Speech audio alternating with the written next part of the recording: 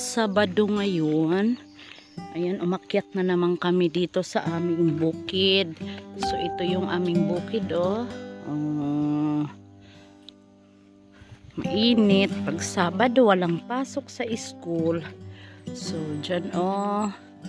Ayan, dito na kami sa aming bukid. Wala kasing pasok sa school ngayon. Wala rin talagang ano dun sa sentro ay boring. Boring. Masarap pa rin dito sa bukid. So ayan, ito yung repolyohan ng aking kapatid. So ayan, malapit na pala magbunga itong kanyang repolyo. Medyo malalaki, oh. So ito kaya pala ano, kasi medyo madamo na part dyan pala, oh. So ayan guys, ang repolyo. So malapit-lapit na rin siya magbunga, oh. Magfo-form na siya ng ano, bagong spray ito kasi medyo ano dito, oh, medyo pataba. So ayan, malapit na, oh. Dito lang sa daanan. Nakikit yung kakao.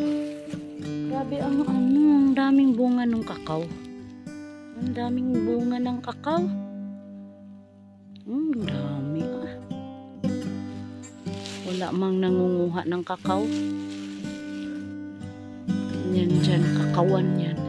Kawayan, no? Gusto nang magawa ng kung ano-ano man gamit ang kawayan. Ayan. So, ito ang repolyohan. Lapit na siyang magbunga, oh. Yan, ganyan na siya, oh. So, ayan, hanggang pataas po yan dyan, hanggang doon sa tuktok. Ayan, hanggang doon ang repolyo. Tapos meron pa doon sa kabila, kasi ano yata to, 6,000 kapunuan, 6,000 na puno itong repolyo na to, isang lata.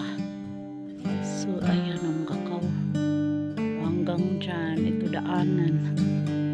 So hanggang doon yan sa taas. Tapos meron pa doon sa baba.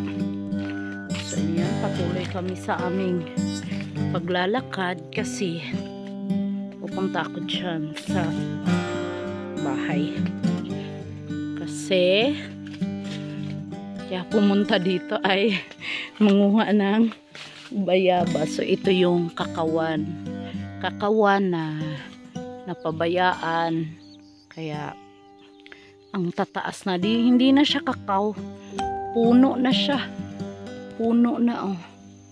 Usually ang mga kakao medyo mababa lang, hindi ganito na, talagang kahoy na siya, sobrang taas. Kasi walang nag-iintindi dyan, kasi dito sa bukid na to, isang kapatid ko lang ang nandito. Tapos sa kalawakan na to, siya lang ang nagsasaka, kaya lang hindi naman niya kaya, kaya tingnan, no, oh. Wala, puro damo na itong bukid namin. Yan, dito na kami, malapit sa aming bahay. Itong bahay dito ay pahingahan. So ito guys, mais. Yan, for harvest na yan. Ayan, oh, sanggiuno na, pero Diyos ko, sobrang busy pa ang mga tao lahat. Wala pa talagang nakapag-harvest niyan, oh. Yan. Sa mga relate sa bukid, ayan, mananggi ta, sanggiuno na, oh. Sanggiuno na siya, oh. Yan, hanggang doon yung maisan na yan. Hanggang doon sa taas. Maisan. Maisan pa rin ang aking kapatid na nandito. So, ang dami.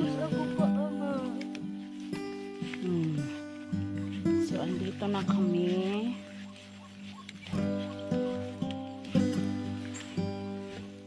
Doon! Ay, umuwi na siguro. So, andito na kami sa aming bukid na bahay. Ito, pahingahan tong bahay na to pag nagtatrabaho sila ng kapatid ko. Dito sila. So, ito yung bahay. May butong.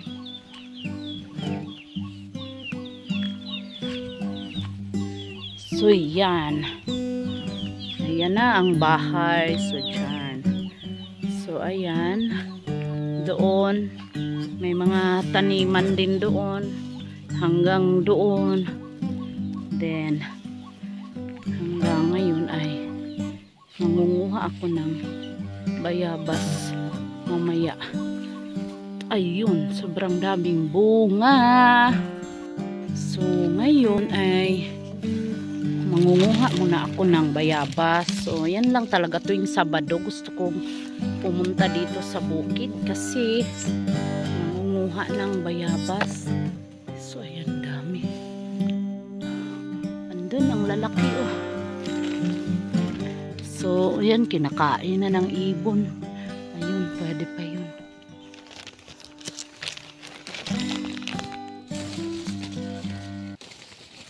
Ang dami na naman. Mga nito. Ayan. Mga tamad pumunta sa bukid. Ayan. Nope.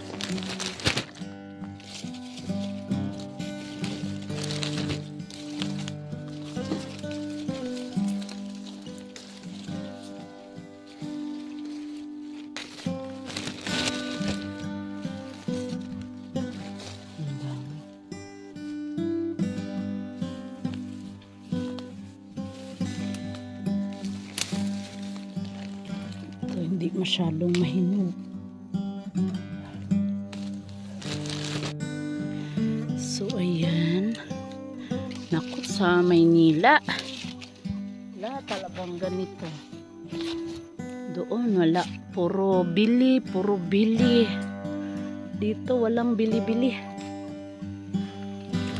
Puro kuha lang. Ay, Diyos ko, daming bunga. Ito, oh. Ang dami.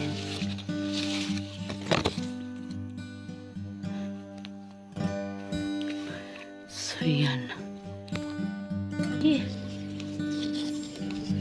Wow.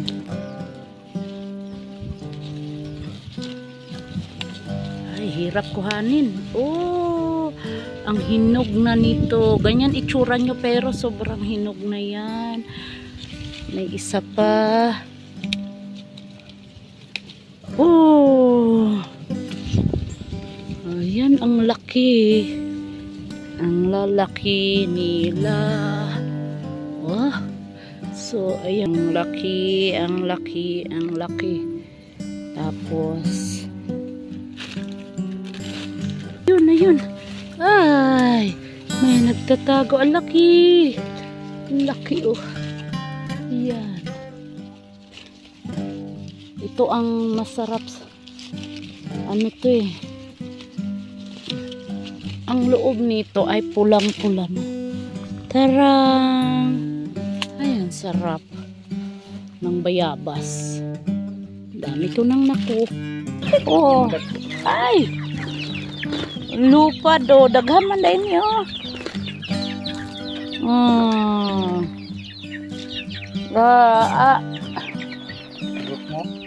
Ne, ko ana Bisaya na tanan. Ay. Naana sila pagkaon karon. Ni kuha ra kag mais gamay. Ang kaon nila. Kada ulan magbanggi ni ko pwede na kasi lalo. So yan guys, after namin na manguha ng bayabas, magala-gala sa bukid. So ito naman kami, magtampisaw naman kami dito sa aming swimming pool.